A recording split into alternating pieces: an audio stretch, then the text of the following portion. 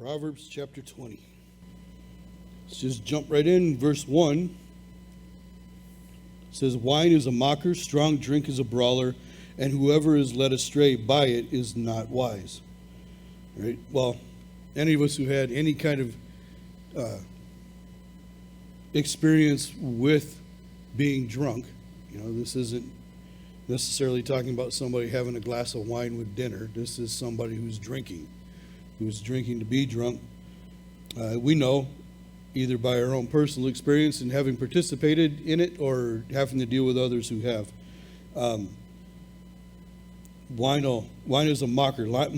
You can say all kinds of things under the influence that you would not necessarily normally say. Things you may keep to yourself have a tendency to get out. And the strong drink is a brawler. First thing that came to my mind was an angry drunk. I mean, I had friends who were angry drunks. And if they drank, you knew violence was coming. And you just hoped that you ended up on the right side of the person and not on the wrong side. Whoever is led astray by it is not wise. So it doesn't really pull any punches there. If you are under the influence often, you are not wise. It's not wise to do that. It causes you all kinds of problems. Things that seem like a great idea while you're under the influence, many people wake up and go, what have I done? And so you don't want to do that. The wrath of a king is like a roaring lion. Whoever provokes him to anger sins against his own life. Right?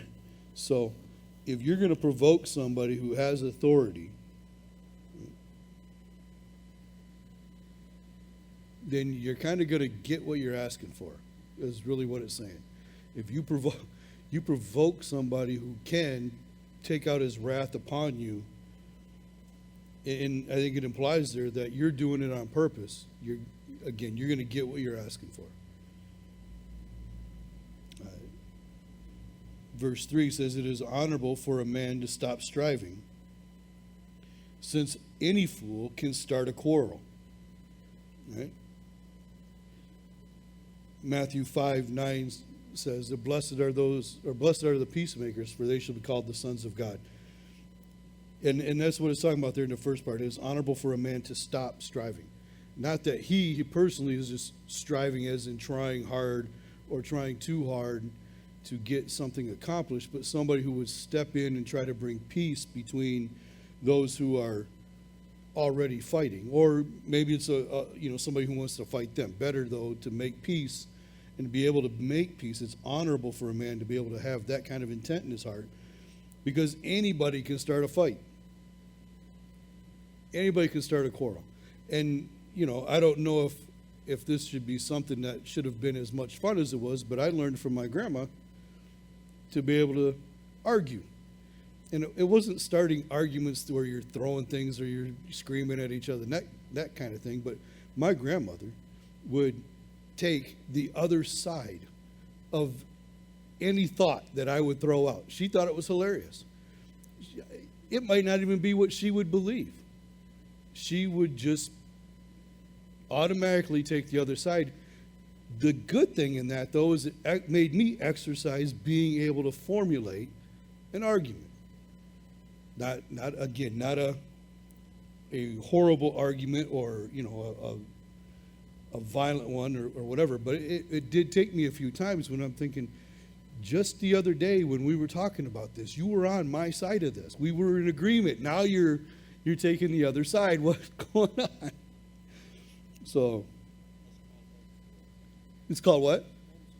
Homeschooling. It was called homeschooling, even though I wasn't homeschooled. My grandma was at home definitely teaching me a lesson. This is how you should be able to be. You got to be able to form and give a reason. Really, it's a biblical lesson she was teaching me. I was to give a reason for what I thought was right.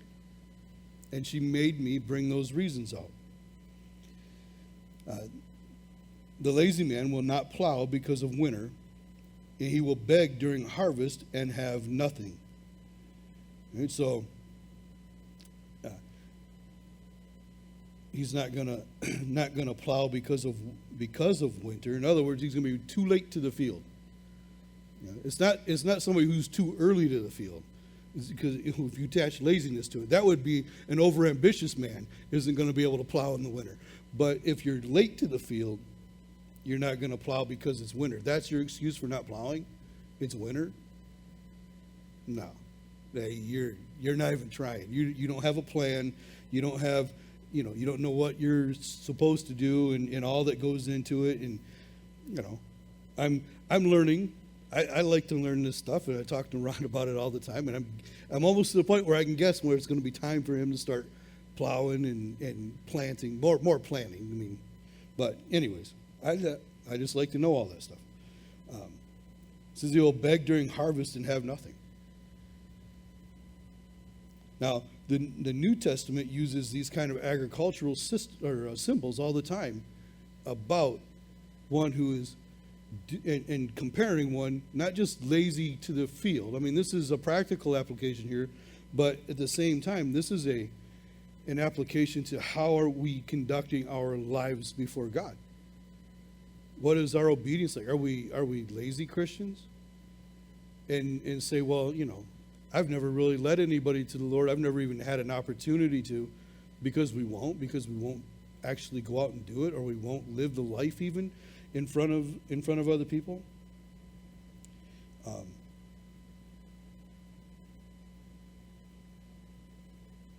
don't know. And maybe that's a stretch here. I don't think it is. I think in my opinion anyways, I can see the practical application in our life, in our Christian life that way. I think it's meant to be that. I don't think Solomon just put out a specific proverb about harvesting and a lazy person begging and not having anything to bring in. If we're not living purposely, say that hesitantly to tag that on there, but if we're not seeking to live a life obedient before God, then it's no wonder that we have. Now that's not to say everybody who goes out and witnesses or whatever is going to have a whole list of people that they've won to the Lord. You may not even know, right? We plant seeds all the time. We talk to people. Our message is rejected, but maybe part of it stuck, and then somebody else comes along. So one plants, one waters, one harvests. There's that in it, but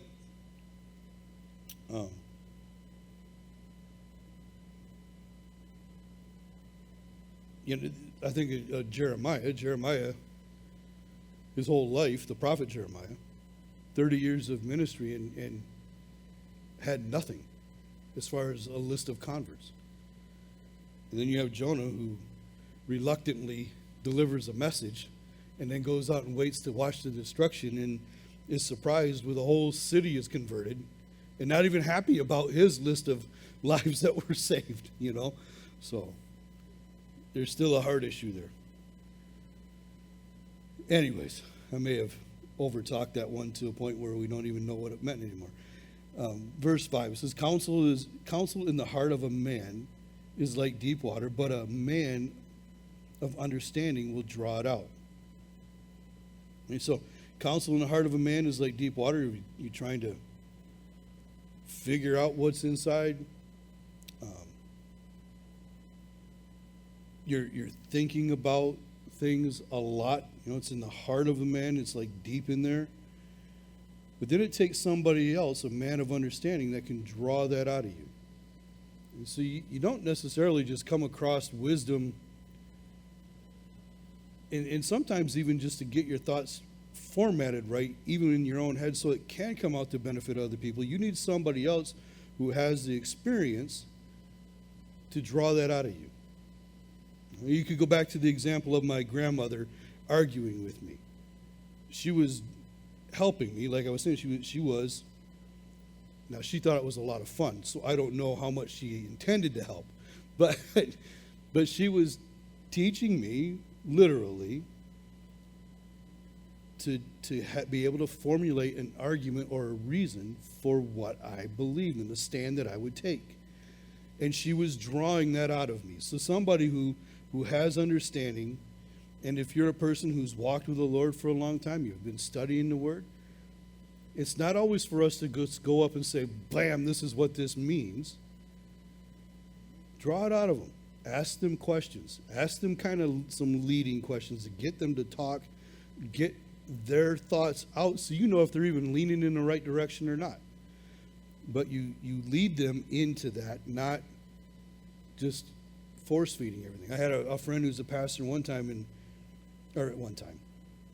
pastor who was a friend who was a pastor who was, always just every detail that he could find in a piece of scripture was in his sermon, and he would get so frustrated with not being able to get it all out, and even how long it was taking him to get through a certain part of it. And I'm like, man, dude, just give them some. Leave them something to go in and eat and devour and search out on their own. You don't have to give them everything. You can't just push it in their mouth for them. They've got to want to eat it. So you take them to the food and you show them the food, and you let them, though. In that sense, you're drawing it out of them and not just trying to shove it all into their heart on your own. Verse 6, most men will proclaim each his own goodness, but who can find a faithful man? You know anybody who's a self-promoter? Yeah. Everything they think that's good about themselves, you're going to hear about it. They're even like the guys on TV, the car dealers, that they give you every reason in the world to come down and buy that used car. But don't dare look under that hood. They're just going to tell you what's under the hood. You don't have to look at it. No. But a self-promoter. But oftentimes, when somebody is really a self-promoter, they're not necessarily faithful to what they're presenting. Right? Again, like a used car dealer who will tell you all about this beautiful car. He's not really going to start telling you about the bad things or the things that are wrong with it unless you ask the right questions. And you might get off the lot and have to get towed back on, So a person who does a lot of that kind of look at me, look at me, look at me is not really who they're portraying themselves to be. A righteous man walks in his integrity. His children are blessed after him. And so integrity, I often say that if a man has integrity, it's because he does the same thing when people aren't looking as he would when people are watching. He's the same whether you're looking at him or not. But really, integrity, if we say that a piece of material of some sort has some kind of integrity, it's been tested. So like steel, we know how far we can bend it before it breaks, and that's the integral rating, if you will, of that piece of metal. And so it speaks of not bending. You're a man who walks and won't bend, a righteous man who walks and won't bend away from righteousness, right? You are steadfast on that. And it says his children are blessed after him. And it's funny because the first time I read that verse, I'm thinking his children will call him blessed. But that's in chapter 31. That's the kids speaking to mom, right? This is just saying his children, dad's children, are blessed after him. They might not think so in the beginning, right? They may not think so when they're still kids. But later on down the road, when they look back and they run into a situation and they're inspired to not bend and not move away from that, it's usually because it's been handed down by dad. Right? And there's a saying that a lot of Calvary Chapel pastors anyways will say, more is caught than taught by kids. So they're watching your life. Right? Your family sees you. In my case, my family sees me when I'm not here, when I'm not behind a pulpit. They see me at home. They see me at my worst. Hopefully they see me at my best. You guys don't even see that. But my kids see me at my best. But they also see me at my worst, and they know the difference in that. How big of a swing is that for dad from his best to his worst? And they watch. The kids are watching. And the grandkids are watching. This is a king who sits on who sits on the throne of judgment, scatters all evil with his eyes. Now, I have been accused as the father of daughters that I have a look. I identify with this.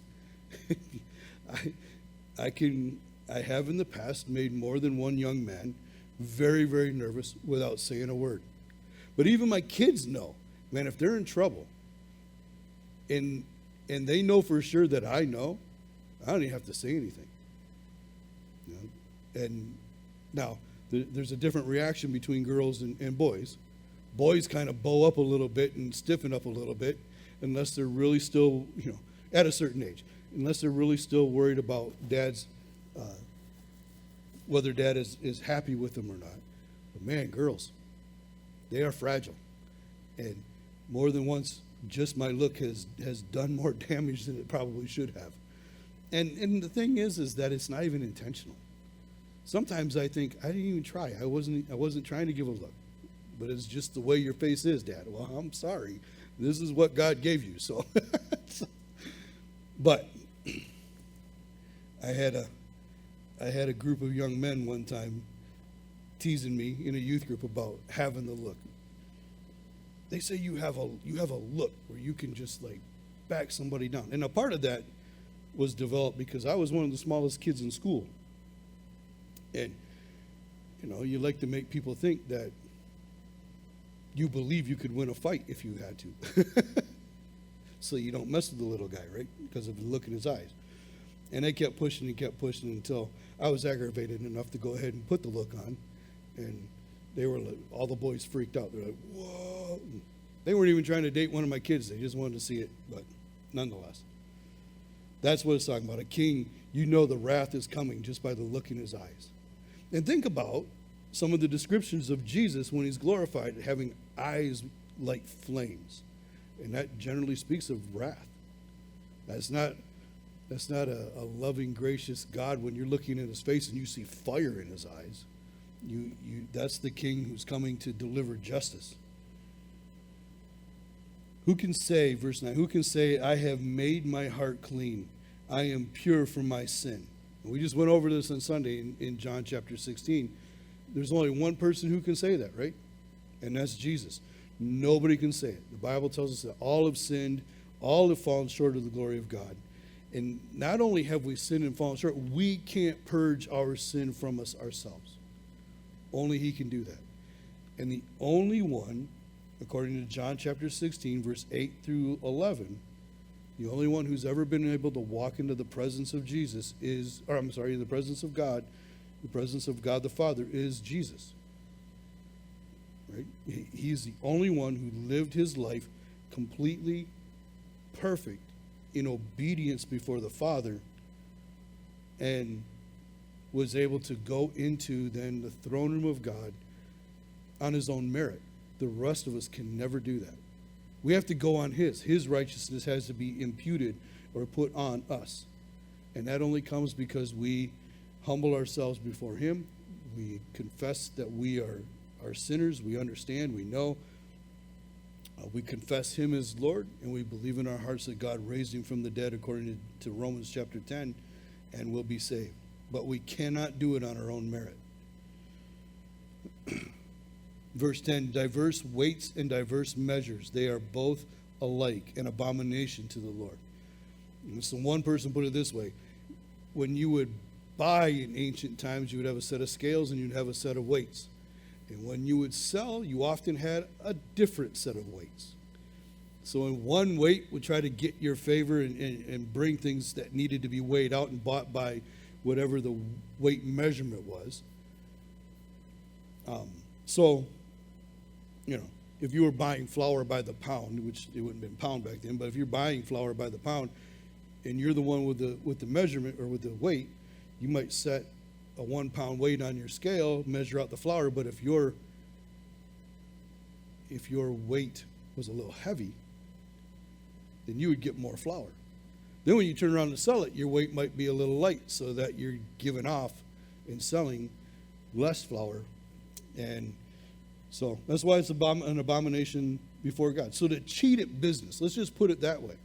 Right? To cheat people in business is an abomination to the Lord. Verse 11, even a child is known by his deeds, whether what he does is pure and right. Now the implication there, whether what he does is pure and right, is the opposite is true. It's whether what he does is pure and right, or whether it's wicked and evil. Even a child. You know, children have reputations. There are kids that make you cringe when they come into your presence. And then there are kids that bring joy to your heart when you know they're coming. They're not even there yet. So if a child, then the other implication there is if a child is known by his deeds, how much more is a man or a woman known, an adult known by their deeds and have a reputation themselves? So verse 12, the hearing ear and the seeing eye, the Lord has made them both. I put Romans 1:17 through 20 because that's where it talks about the invisible attributes of God are seen even in creation, and that so that no man will be without an excuse. We can see and we can hear the evidence of God all around us. And God made us to be able to take that in. So he designed us in a way and made things, created things in such a way that we can recognize him in our lives. God has made us that way. Now, for some people, that'll scare him to death because, oh no, he knows everything about me. But for those of us who love him and who have already come to him, that's a great relief. He knows everything about me and he still took me in. And he's dealing with me. But the reality of it is I could have been on a deserted island from the time of being a child, and he still has created everything for me to be able to see and to hear, to know that my Creator lives. And that's amazing. That's amazing to me that he built me to be able to receive him. Verse 13, do not love sleep, lest you come to poverty. Open your eyes, and you will be satisfied with bread. In other words, get up in the morning and go to work. Don't just sleep all day long and do nothing. Get up in the morning and go to work. Verse 14, it is good for nothing, cries the buyer, but when he has gone away or gone his way, then he boasts. See, so talking about a negotiator. Have you ever been to a place where you can go out into an open market and you negotiate or barter for, or not barter, but negotiate for, to pay a certain price for goods? You know, I've been to a place like that in Mexico, and you know, you walk up and you're like, you see the price tag. You don't even have to go to another country. You just got to go garage sailing with my wife. Walk up, this is the price tag. Yep, we're going to cut that in half and see what happens. And they start this little, and you can tell people who are irritated about it or don't want to have anything to do with it, and they just turn around and walk away. Guess it's not for you, and they walk away. But there are people out there who do that, and, you know, they kind of guess at what people will be really willing to buy for, and then they mark it up. And they have a place there, a little playland in the price, where they can go back and forth with somebody who likes to do that. And you watch both people smile, you know. Yeah, kind of like an auction sale, right? I heard sometimes what? Yeah. Yep. I know. I listened to J.D. Farag on this, and he talked about going to, where was he? I don't remember, but it was one of the Middle Eastern countries. And him being Arabic, he could speak Arabic, and they were in the market, and his wife and the other couple that they were with, that man's wife wanted some sandals, and he talked about how they went back and forth, and you know, they're calling each other criminals and horrible people and everything else along with it. But he's like, this is part of the culture. This is what they do. And he said, if you don't, with an Arabic person, if you don't do that, if you're not willing to enter into that negotiation, then they lose respect for you. He said, yeah, sure. Yep. It was like that in Brazil when I went to Brazil and we were out in the, on Marca Street, some street vendors. You just walk up and pay the price, man. That put a target on you because you got all the pickpockets are hanging around there looking to see. So if you're willing to just go up and shell out the money right off the bat and not even blink an eye at it, now you're a target. Now you're somebody who has money, and I'm coming after you. But if you would sit and you go back and forth a little bit.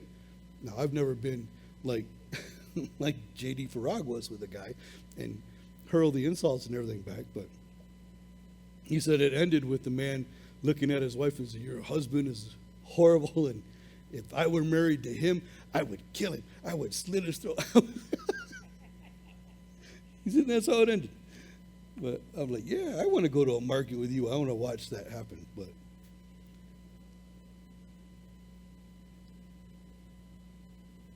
anyways, I don't know that there's actually any kind of a bad thing in that verse either. I think Solomon's just pointing out this is what you do. You get a good price, you turn around and you sell it for a good price. But he puts out the strategy there. The buyer cries, "It's good for nothing," and then boasts about how he gets it in the price he paid. Verse 15: there is gold and a multitude of rubies, but the lips of knowledge are a precious jewel. Right? So wisdom and knowledge have greater value than gold and gems, is basically what that is.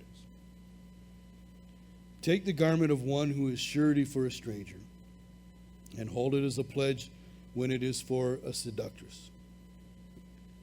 And so that outer garment, somebody in that culture, they would have an outer garment. It's what would keep them warm at night. Warm at night. And so you would, if you're holding that, they have to come back, right? They offer to go do something for you, or they offer to do business for you. You hold that garment, you know they're coming back.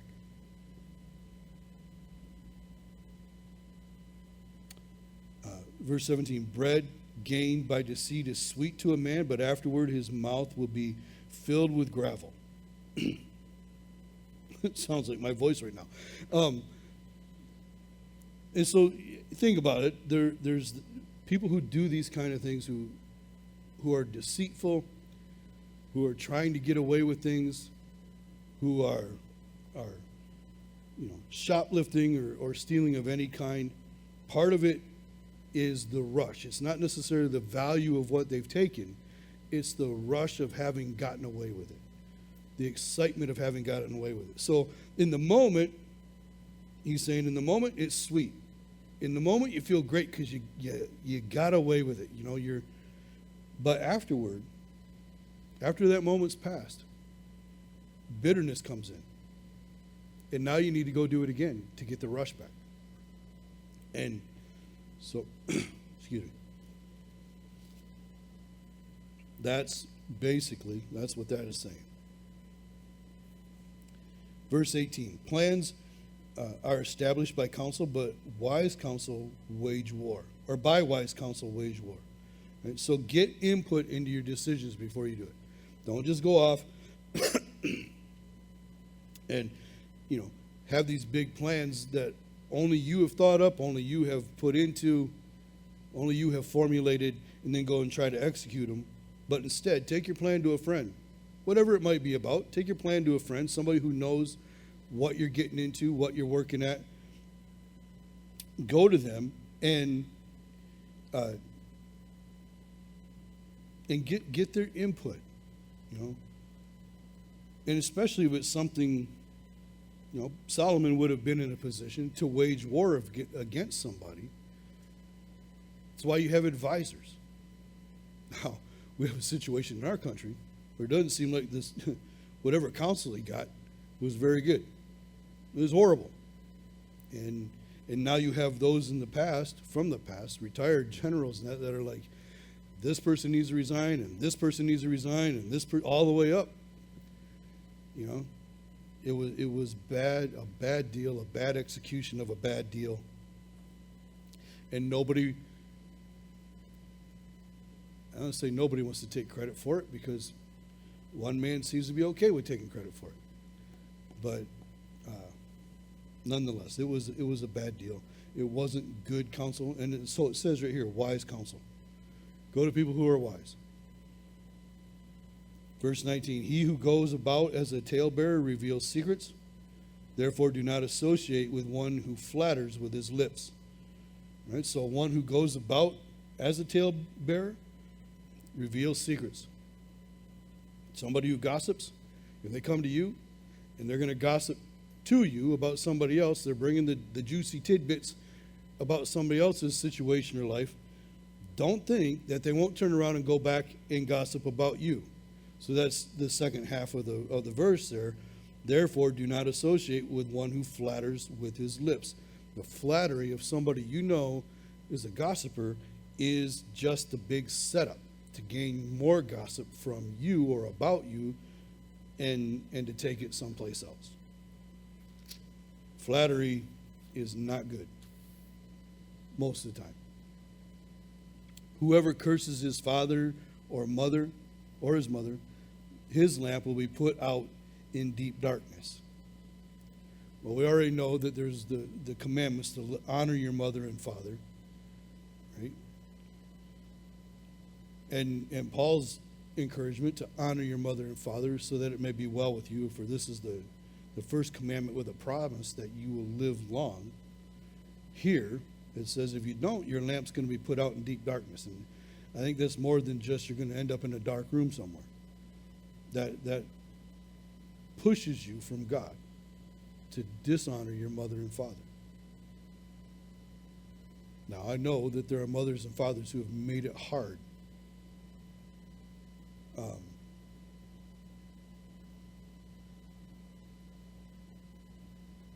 But obedience to God is much more important. And we've seen it through this. We've seen it all through the Bible. It's much more important than just satisfying your own sense of or own need for vengeance upon another person. God will take care of that. He's promised to take care of that. Put it into his hands.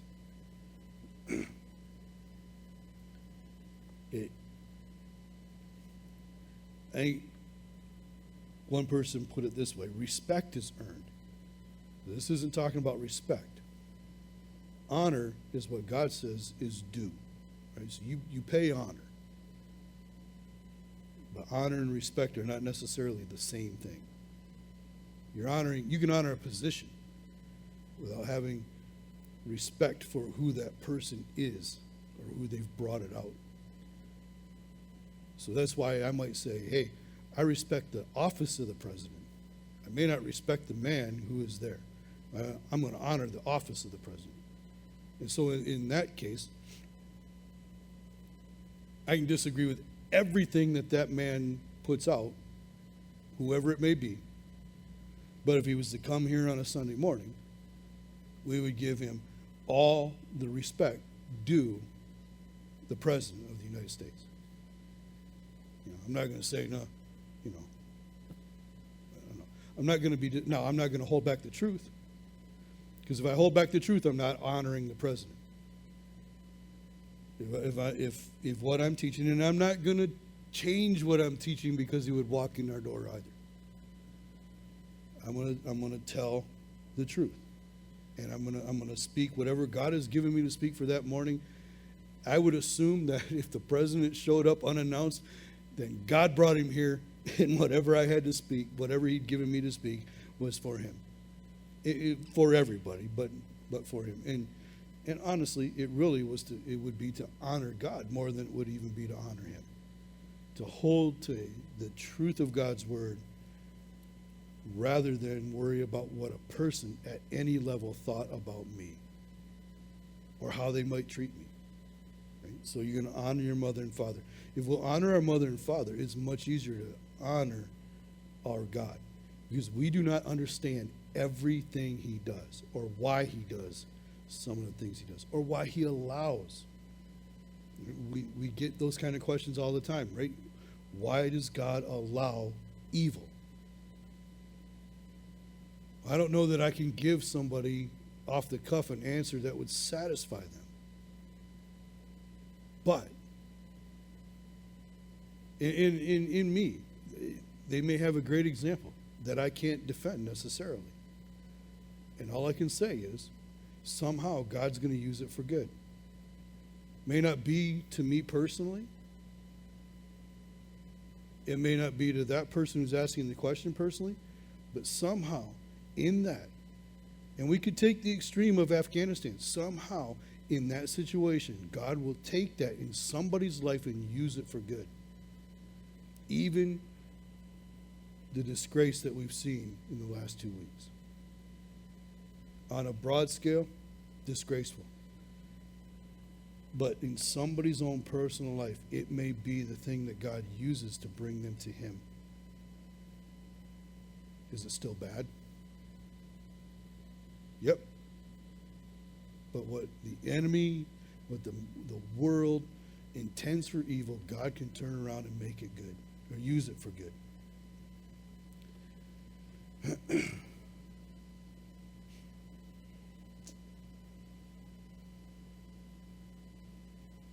Verse 21 says that an inheritance gained hastily at the beginning will not be blessed at the end.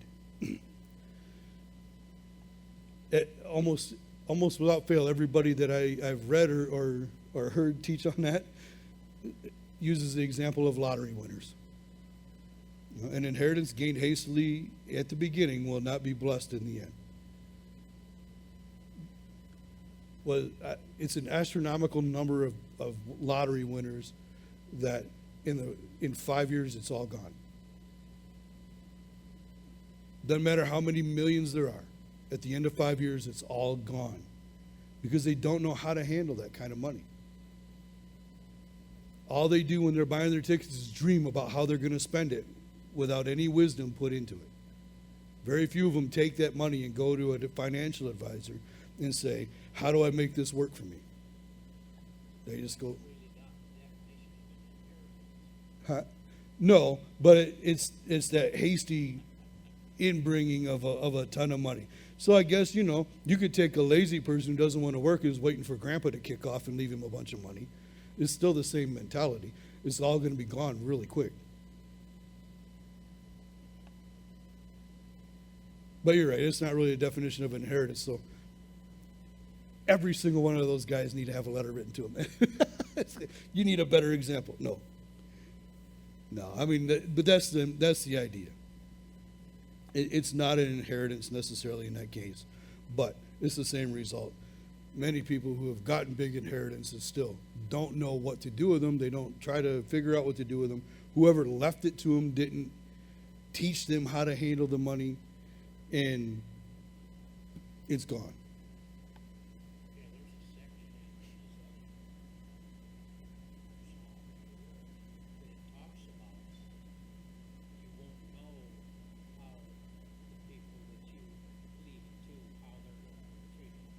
Right. I think it was in Psalms. Yeah, so that goes right along with this. Yep. You don't know what anybody's going to do with your money when you die, for sure. But if you already have it all planned out and you know what's going to who, why wouldn't you, if it's going to be a huge sum and that person's never handled that kind of money, why wouldn't you, before you go, teach them what to do with it? Especially if you're somebody who's made the money. You're not somebody who's inherited it yourself, but you're somebody who's made the money. And so when a fortune can pass from generation to generation, it's because that older generation has taught the younger generation and not just fed them and bailed them out of everything, but made them grow up, made them work, made them do, so they knew what to do with the money and what it was like to earn the money rather than just have it handed to them. Verse 22, do not say, I will recompense evil. Wait for the Lord, and he will save you. Now, I used this example already for a couple of verses back, but Romans and 1 Peter and Deuteronomy talk about not repaying evil for evil. That's the Lord's job to hand out justice. If we're not in one of the appointed positions to be able to do that, then we just hand it over to God and let Him hand that out. Diverse weights are an abomination to the Lord, and dishonest scales are not good. I think we already addressed that pretty well a couple verses back. I think it's just another way to put the same thing. Verse 24, a man's steps are of the Lord. How can a man understand his own way? Now, you think you got it all figured out? Think you got it all planned? Was James that says we shouldn't just say, tomorrow I'm going to be here and I'm going to do this, Glenn's paraphrase, but I should say, if the Lord wills, then I will. Our steps are ordered by the Lord. He knows every step from birth to death of our lives. And we can make all the great plans of the world, but it's the Lord who helps us carry out according to His good will. Verse 25, it is a snare for a man to devote rashly something as holy, and afterward to reconsider his vows. Now, as somebody who has had to be corrected and led out of a hyper-charismatic mentality, and listen, I never even regularly went to a church that was like that. I have been to some that were local when I was looking for a church, but God always brought me to a church that was much more stable than that, even though I still believed in the gifts of the Spirit, and I still do today. But thankfully, when I was younger, He put in my heart that things were to be orderly and not in chaos.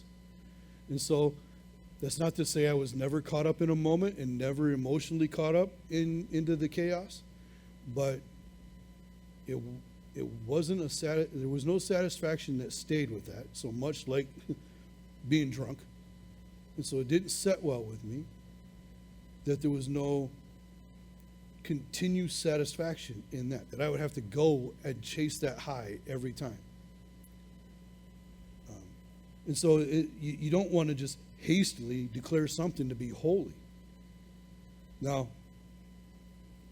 again, in a different direction than that, than just grabbing onto a bad doctrine. I've literally had somebody sit in front of me and tell me that the natural drug that he was taking was something that was made by God, so it was okay. If God made it, then it must be good and God must be all right with it. Like, no. It's not what the Bible says. So, don't be too hasty to declare something to be holy. And we see that now with the New Apostolic Reformation. There's all kinds of weirdness that they declare to be holy. They have to have their version of New Age ideologies. They have different names for them. They would never call their cards tarot cards, but they're called destiny cards. And it's the same thing. They lay them out on a table, bam, bam, bam. This is what God wants for you. Like it's some kind of prophetic exercise. They even play prophetic Uno. I don't even know. I don't even remember what the word or what the rules were, but it's ridiculous. Don't be hasty to declare something holy. Think about it. Think it all the way through. God is a God of order, not disorder. And that's more than just not being out of control and that kind of thing, but even mentally, rationally, he's developed, or he's created us to be that, to be rational and not just rash, right? To have understanding, and he expects us to do that. Because if you do that, afterward, you're going to have to reconsider your vows, and now it's a snare, right? Now there's the trap. You jump on board with something without thinking about it, you commit to it, and then somebody says, well, how is this good? How is this right? And then you start backing up your argument, or backing up away from your stand, and it's just you're not looked at then as somebody who is a thinking person. You're then looked at somebody who's just, well, I think the New Testament calls it blown about by every wind of doctrine. There's nothing stable about you. So be stable. God wants us to be stable in our belief and in our actions. Verse 26, a wise king sifts out the wicked and brings the threshing wheel over them. Let me try to reread that again. A wise king sifts out the wicked and brings the threshing wheel over them. So basically, he administers justice. And it's his job. We talked about that, and Jesus was talking about that. He quoted from one of the Psalms about being little gods, and the little gods there were judges, people who were able to judge and stand in the place of God as a representative of God to bring justice to a situation. And that's what it is. A wise king can sift out the wicked. Right? Think about Solomon and the two women who brought one baby. One baby died in the night because the mother rolled over on it. She takes the baby, lays it with another mother, takes her baby, and then the argument ensues. They end up in front of the king, and he's like, I got the answer to this. Picks up the baby, and he's going to split him in half. Give me my sword. I'm going to split the baby in half, and you each can have half of the baby. And the one mother is going to be silent and let the baby die, and the other one says, no, give her the baby. He says, nope, you take the baby. You're obviously the mother. You're the one that cares. You can sift out the wicked. And then brings the threshing wheel over them is the administration of justice. Verse 27, the spirit of a man is the lamp of the Lord, searching all the inner depths of his heart. And so,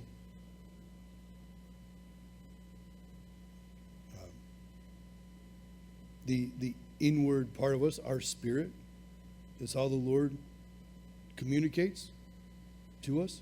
It's what it's what brings out to the Lord our inner thoughts, what we think. It all comes up to Him.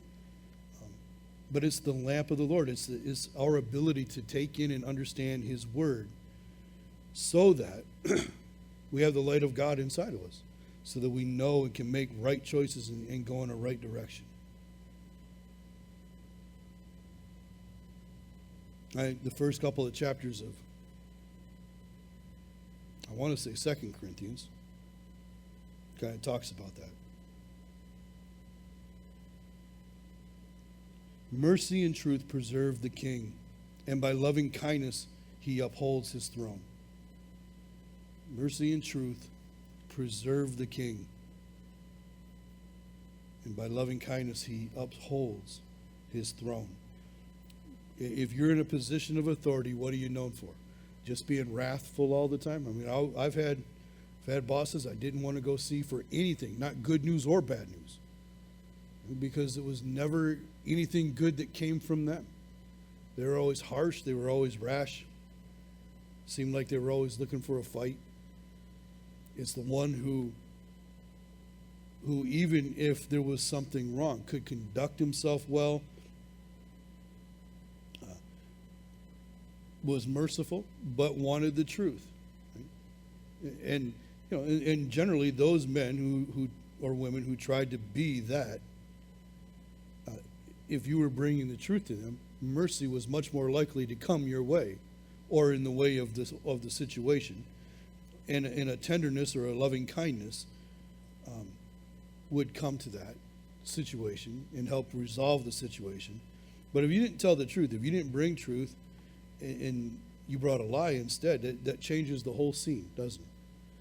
So mercy and truth go together, and loving kindness or gentleness preserve the situation. So we want to look from the perspective of, if you're a person who's in a place of authority, those are the things you want to be known for. Those are the things you want to exercise in your judgments, in your decision making, in your leading. Mercy, truth, and loving kindness or gentleness. That's what brings people along. That's what brings people into a willingness to be a part of whatever you're doing. Whether it's running a project, a business, or whether it's just leading at home. You want to be known for that. You want to have that and not just wrath all the time. 29, the glory of young men is their strength, and the splendor of old men is their gray hair. And so, I'm getting a little splendor up there. So the glory of young men is their strength. And some young men at a certain age, that late teen, early 20s, they're all about displaying that strength. Even most of our professional athletes are between 20 and 30. I mean, you hear guys getting to be 35 and, man, they're old, they're ancient. Why aren't they retired from their game? And, I'm thinking, man, 35, I was a little more wise maybe about what I thought I could whip, but I could still whip it.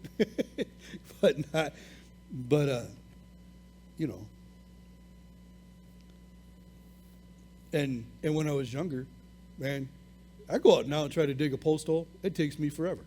I don't have any fun in that. But when I was younger, especially if my wife would come out and watch, I could pop out some post holes, and I could dig a hole. I could move a mountain, I thought, especially if I had her there.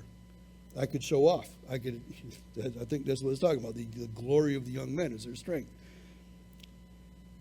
But the splendor of the old man is his gray hair. If you can figure out how to get the strength and the glory of those younger men to do the work, then you get to be the gray-haired guy sitting in the chair, supervising, telling them what to do.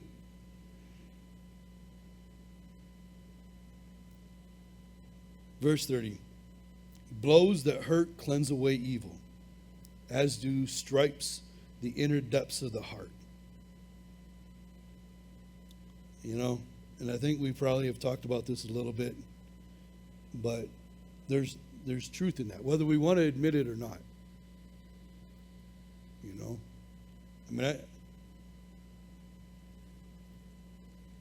I have a daughter who, when she was little, man, if she was in the middle of throwing a fit, if I had to give correction and she went into a fit of her own, you couldn't spank her. It didn't hurt. And to make it hurt enough in that situation that it would get her attention would be abuse. So you just wait till she was done. And she'd come back to a place of reason. Now it's, you know what you did is wrong? Yes. Now you get a spanking for that, right? Yes.